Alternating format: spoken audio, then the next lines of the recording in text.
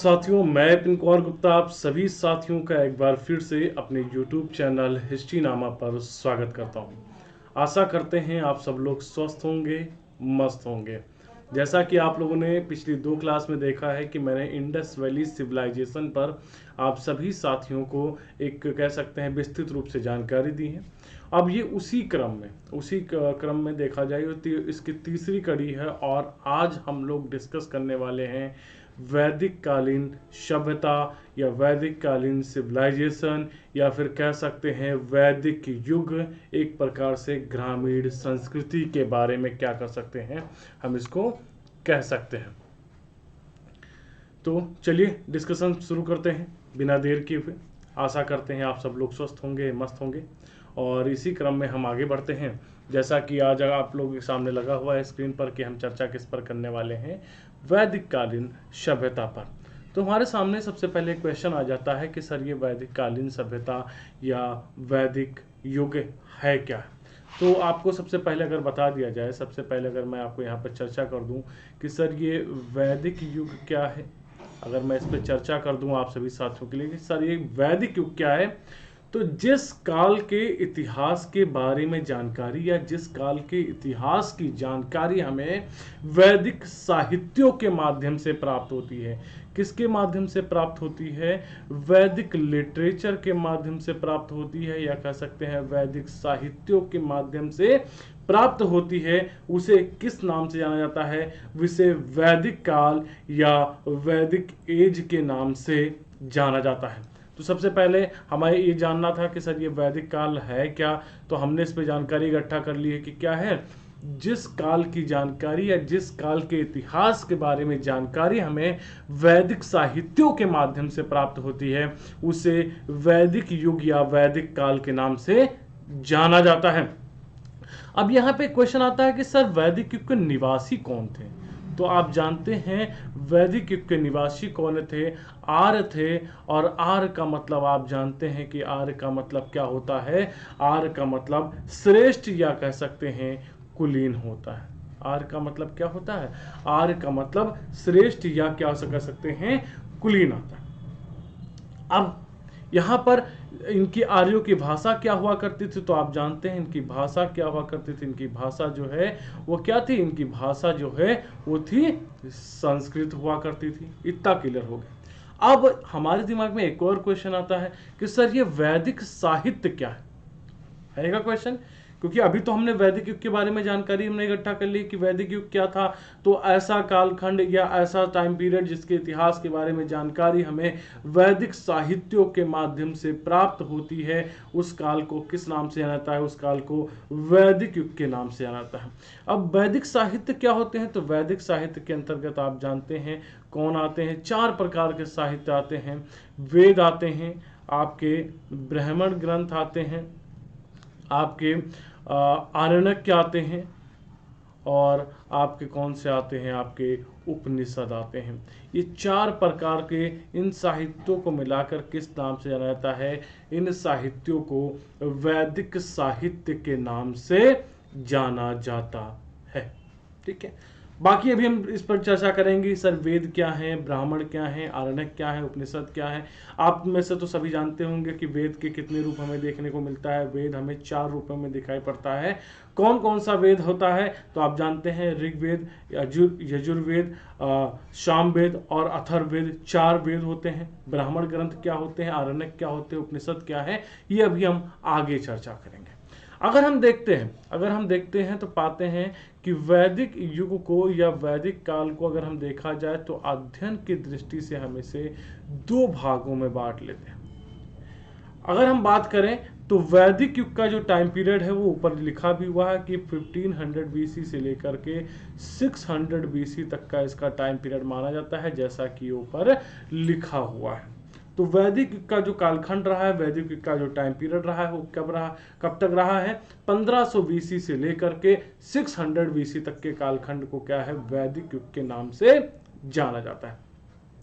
अब अगर हम पाते हैं कि सर ये वैदिक युग को अगर अध्ययन की दृष्टि से है तो हम 2 भागों में बांट सकते हैं इसको। एक होता आपका पूर्व वैदिक युग, अर्ली वैदिक एरा या अर्ली वैदिक एज। या अर्ली वैदिक पीरियड, और एक होता है आपका क्या है, उत्तर वैदिक काल, जिसको हम लेटर वैदिक पीरियड के नाम से जानते हैं। ठीक है, ये कौन सा है, ये आपका अर्ली वैदिक हो जाएगा, ये आपका कौन सा हो जाएगा, ये आपका लेटर उत्तर वैदिक। अध्ययन की दृष्टि से क्या है, दो भागों में बांटा जा सकता है। पूर्व वैदिक को या पूर्व वैदिक काल का जो टाइम पीरियड है वो कितना माना जाता है, 1500 बीसी से लेकर के, और इसको हम 1000 बीसी तक मानते हैं। और जबकि उत्तर वैदिक काल का जो टाइम पीरियड है वो आपका 1000 बीसी से लेकर के 600 बीसी तक का माना जाता है। ये हमने क्या है, ये हमने कालखंडों के बारे में जानकारी की, अध्ययन की सुविधा के अध्ययन की दृष्टि से कि हमें असुविधा न हो, असुविधा से बचने के लिए हमने इसको दो भागों में बांटा। एक कौन सा आपका, एक पूर्व वैदिक काल है, दूसरा आपका कौन सा है, दूसरा आपका उत्तर वैदिक काल है। अर्ली वैदिक पीरियड, अर्ली वैदिक एरा या फिर लेटर वैदिक एरा, इसको दो भागों में बांटा जाता है। अगर हम बात करें पूर्व वैदिक काल की जानकारी का जो हमारे पास जो सोर्स है या कह सकते हैं स्रोत है, तो एकमात्र है साहित्यिक सोर्स है, कौन सा है, एकमात्र साहित्यिक स्रोत हमारे पास उपलब्ध है, और वो क्या है, वो है आपका ऋग्वेद। यही कारण है कि पूर्व वैदिक काल को हम ऋग्वैदिक काल के नाम से जानते हैं। यानी कि कह सकते हैं कि ऋग्वेद की रचना कब हुई थी, तो ऋग्वेद की रचना पूर्व वैदिक काल में हुई थी, या फिर कह सकते हैं पूर्व वैदिक काल में ऋग्वेद की रचना हुई थी। पूर्व वैदिक काल की जानकारी का जो एकमात्र स्रोत है, सोर्स है हमारे पास, वो कौन सा है, वो आपका है ऋग्वेद। ठीक है, तो यही कारण है कि इसको क्या है, इसको हम ऋग्वैदिक एरा के नाम से जानते हैं या ऋग्वैदिक पीरियड के नाम से जानते हैं। बाकी के जो अतिरिक्त शेष, अगर कह सकते हैं अतिरिक्त शेष सारे वैदिक साहित्य हैं, उनकी रचना या उनका जो सोर्स है वो कहाँ से है, वो उत्तर वैदिक काल से माना जाता है। यानी कि कह सकते हैं अन्य वेद ऋग्वेद को छोड़ करके कौन कौन सा, यजुर्वेद, सामवेद, अथर्ववेद, उसके साथ साथ ब्राह्मण ग्रंथ, आरण्यक ग्रंथ, उपनिषद ग्रंथ, अन्य महाकाव्यों की जो रचना हुई है वो किस काल में हुई है, वो उत्तर वैदिक काल में हुई है, वो उत्तर वैदिक काल में उनकी रचना हुई है। चलिए हम आगे बढ़ते हैं और इसके बारे में हम क्या है, इसके बारे में थोड़ा सा स्लाइड पर आकर के क्या है, हम थोड़ा सा स्लाइड पर आकर के इनके बारे में थोड़ा सा अन्य जानकारी को क्या करते हैं, हम इकट्ठा करते हैं और हम अन्य बिंदुओं पर क्या करते हैं, चर्चा करते हैं। तो अभी तक हमने इतना सारा पढ़ लिया है कि आखिर इसे किस नाम से या किस नाम से इसको कहा जाता था, किस नाम से इसको क्या है कहा जाता था। तो जैसा इसमें लिखा हुआ है कि हड़प्पा सभ्यता के पतन के पश्चात जिस सभ्यता एवं संस्कृति का विकास हुआ उसकी जानकारी वेदों से प्राप्त होती है या वैदिक साहित्यों के माध्यम से प्राप्त होती है। यही कारण है कि इस काल को किस नाम से जानता है, यही कारण है कि इस काल को हम किस नाम से जानते हैं, इस काल को हम वैदिक काल के नाम से जानते हैं। यहाँ पर वेदों से कह सकते हैं, यहाँ पर हम ऐड कर सकते हैं कि इसको वैदिक साहित्यों के माध्यम से क्या होती है, वैदिक लिटरेचर के माध्यम से प्राप्त होती है।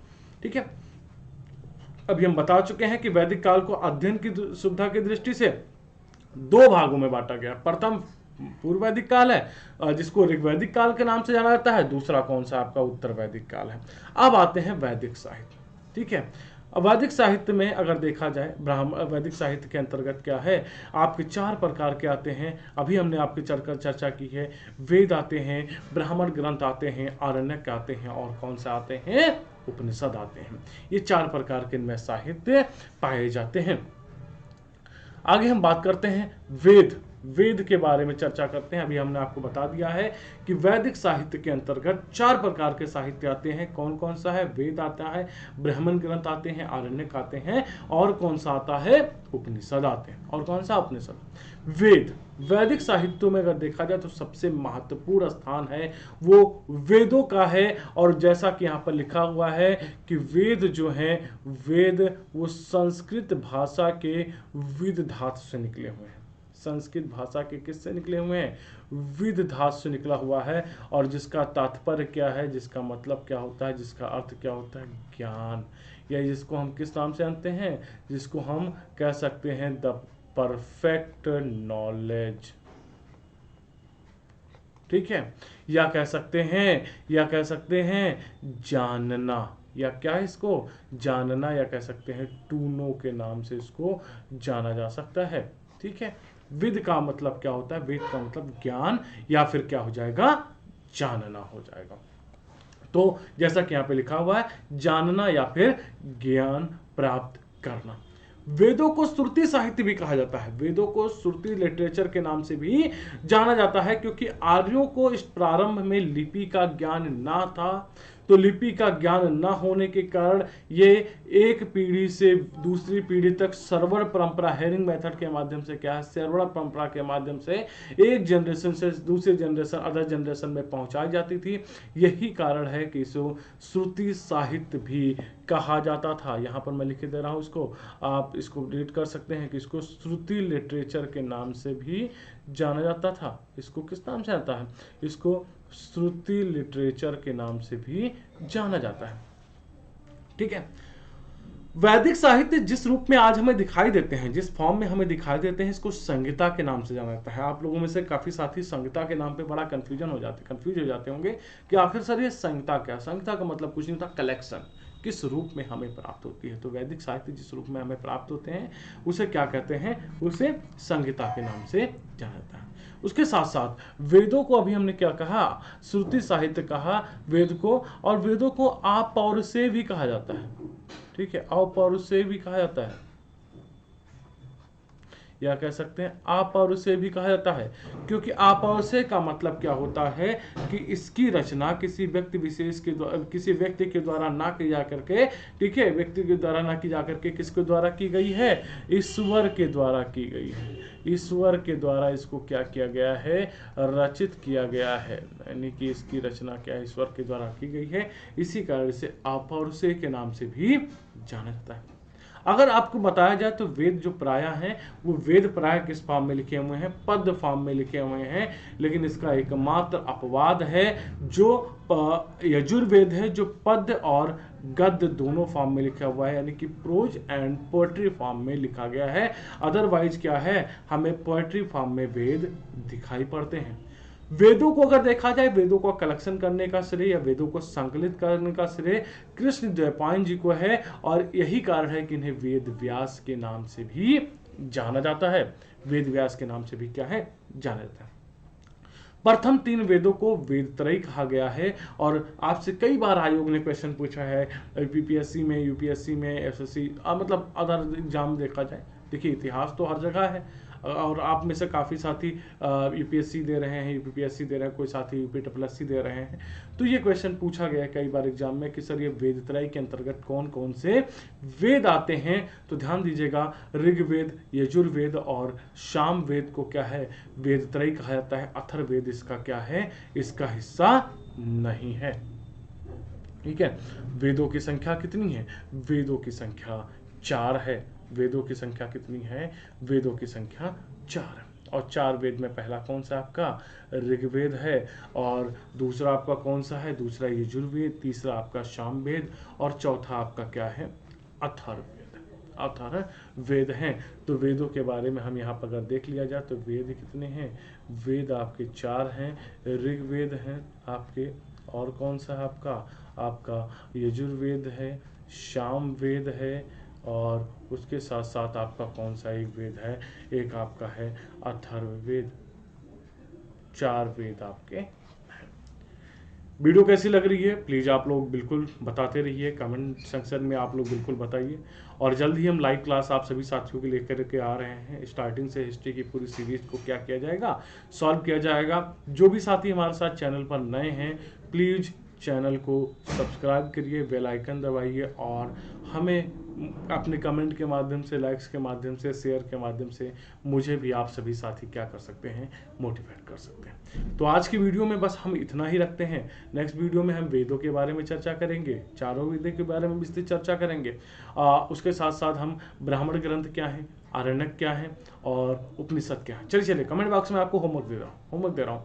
आप लोग दो दो लाइन में हमें जरा बताइएगा कमेंट सेक्शन में कि सर ये ब्राह्मण ग्रंथ क्या है, आरण्यक क्या है और उपनिषद क्या है। दो दो लाइन में आपको बताना है, बाकी हम इस पर विस्तृत चर्चा करेंगे। तब तक के लिए bye bye, thank you, take care, जय हिंद। आई होप आप सब लोग खूब इंजॉय कर रहे होंगे। Thank you, bye bye, take care, जय हिंद, थैंक यू।